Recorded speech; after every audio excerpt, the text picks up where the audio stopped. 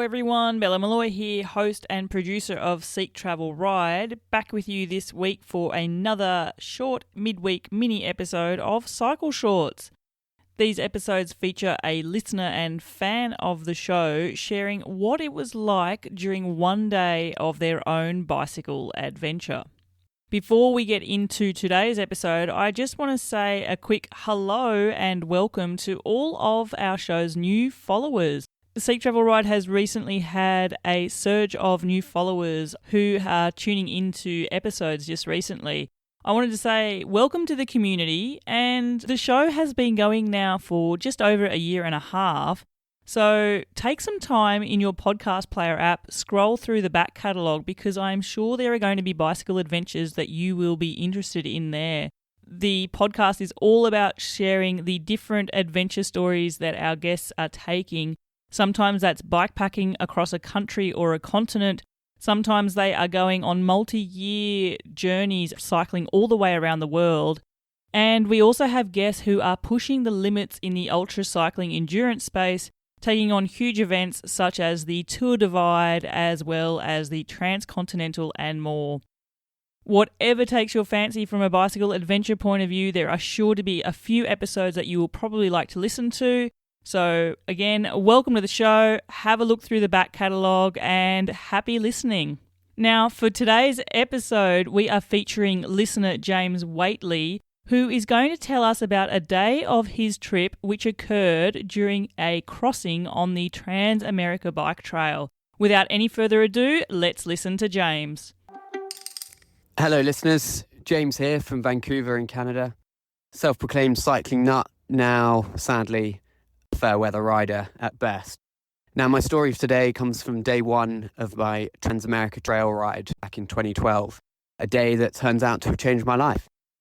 Picture this, a 19-year-old scrawny British boy, if you can call me that, stood in Yorktown, Virginia, quiet, sleepy town, not much going on, and a complete lack of experience in what I was about to set off to do. Never been touring before, never really been a cyclist. Decided it would be a fun way to travel and get out before I went to university the year after. Was setting out for a 3-month adventure on the Trans Am, so I was riding from Yorktown, Virginia, heading towards Astoria in Oregon. If you haven't seen it, and it's Adventure Cycling Association route that heads west out towards Colorado and then heads north up to Missoula, Montana before heading west again across to Oregon. As I say, I was very, very inexperienced, but surprisingly excited to get going. I'd just spent 3 days sat basically in a hotel room in Yorktown with not much to do, thinking I didn't want to kick things off until June 1st because June 1st felt symbolic for some reason or another.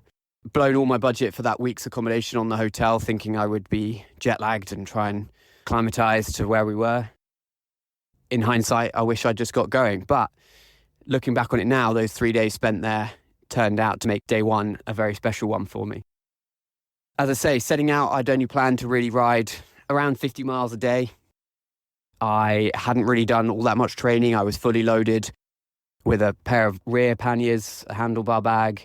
Didn't do front panniers, but I was all set to go.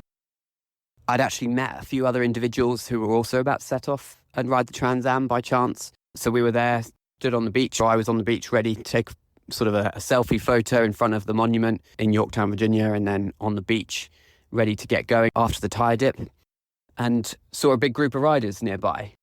Didn't think much of it at the time, gave them a wave as I rode past. They were all cheering and getting themselves hyped up and excited, and as I say, didn't think much of it. Fast forward only maybe 10, 15 miles, suddenly I was getting overtaken. I want to say every couple of minutes there was another rider in a similar jersey that I kept recognizing, and I was very confused, other than knowing that they were the group that were on the beach. But they just kept coming over and over again, and suddenly one in particular decided to shove a camera in my face and started to talk to me and almost interview me as if I was, I don't know if they confused me for someone in part of the group or whatever it might have been.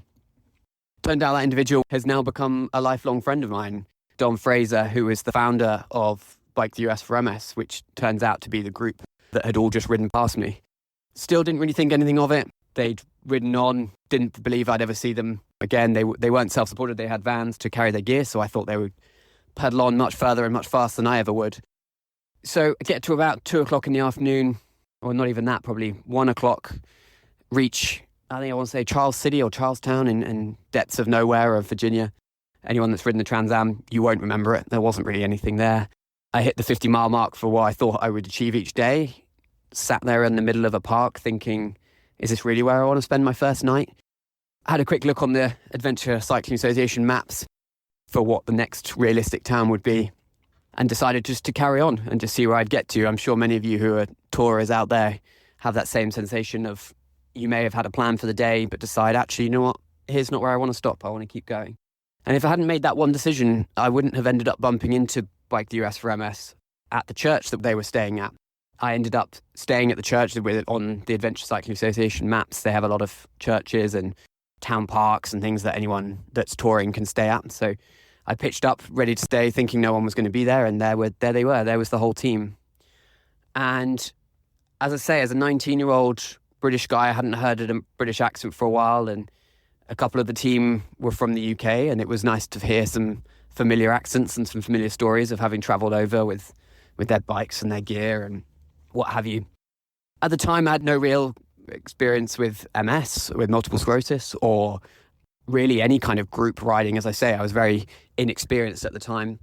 And day after day, I just started to find myself following along with these guys, not necessarily riding with them. I was riding solo, I had my fully loaded bike, but just happened to keep seeing them throughout the day. They were obviously riding the same route, staying in roughly the same places. And I think inadvertently having some company around while I was on a solo tour was actually not what I expected, but it was what I particularly enjoyed and almost needed in that moment. For anyone that's ridden the Trans Am, the first 4 or 5 days when you start riding towards the Appalachian Mountains and Hayter's Gap and a few other particularly tough climbs, I'm not convinced I would have made it through those first few days had it not been for seeing either one of the riders off in the distance and I was able to ride towards them, or having some of the team ride past me and cheering me along. They even used to throw me food out of their van and rest stops whenever I'd ride past, or offer me to fill up with water. And I just really loved what they were doing. And in the end, again, it just helped to kind of keep me going along the way. They invited me to start camping with them every so often. And to give a shout out to Dale Johnson, who was one of the route leaders at the time, he was very welcoming and encouraged me to stick around with the team. They even invited me along on one of the rest days to an event that they have with one of the local MS groups. And it was only then that I started to learn a little bit more about multiple sclerosis. And my dad actually called me when I mentioned that I'd met these folks. And it turns out my grandfather had MS before he passed away. He passed away before I was born, so it didn't necessarily impact me in that way. But it was nice to know that actually there was a little bit more to the MS story than I first thought. Fast forward, now it was like a month into the trip. I'd reached Pueblo in Colorado, and on and off throughout that entire first month, I'd been riding, essentially tagging along or at least somewhat nearby the Bike the US for MS group. We'd picked up a couple of other segment riders, so a couple of other tag-alongs that were self-supported like me that were doing a similar route. And I reached Pueblo, and off we then heading north to stay on the Trans Am while the Bike the US for MS crew carried on west to San Francisco on the Western Express. Now, that first month of the trip really set home how amazing these trips can be and this route.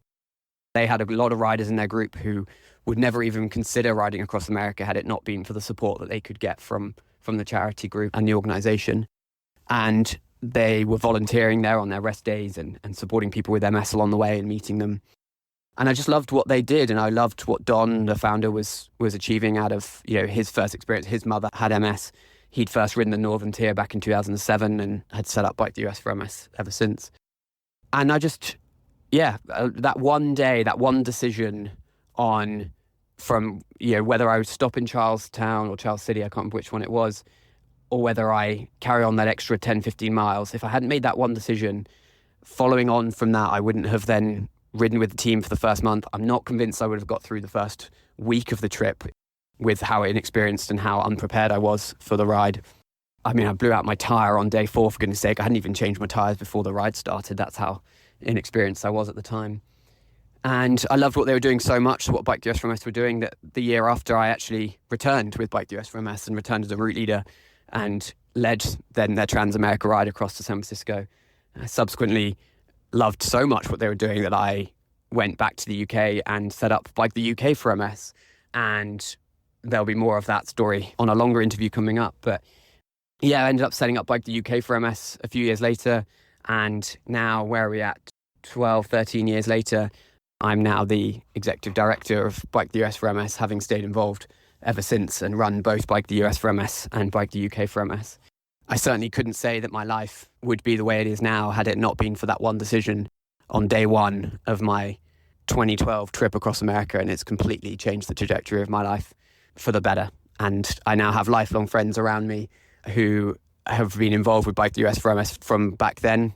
And as I say, Don, now a close friend of mine who founded the organisation, was kind enough to bring me under his wing and allow me to take things forward for the organisation. So a pretty incredible experience when I look back on it.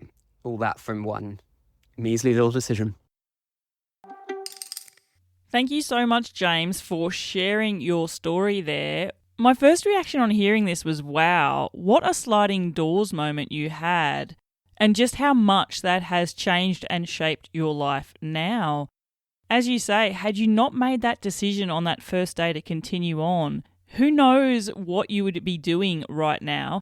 Not only did it change the way you experienced the first few days and weeks of being on that journey, but it's also changed and shaped your career path too. I'm looking forward to interviewing James in the coming weeks and getting into the details of that journey that he took. So listeners, for sure, keep your eyes peeled for a future episode to come. Once again, I also want to say a big, massive, appreciative thank you to all of you super fans who have hit the Buy Me a Coffee link and are supporting this independent podcaster out directly. Your small financial contributions go a long way to keeping my microphone on, and I really do get filled up with a sense of joy reading through your supportive messages as well. I just wanted to take some time now to read out some of those recent contributions to you. Tim says, as so many others have stated, you are a compassionate, fun and engaging interviewer. Every episode feeds my sense of adventure and appreciation for the outdoors.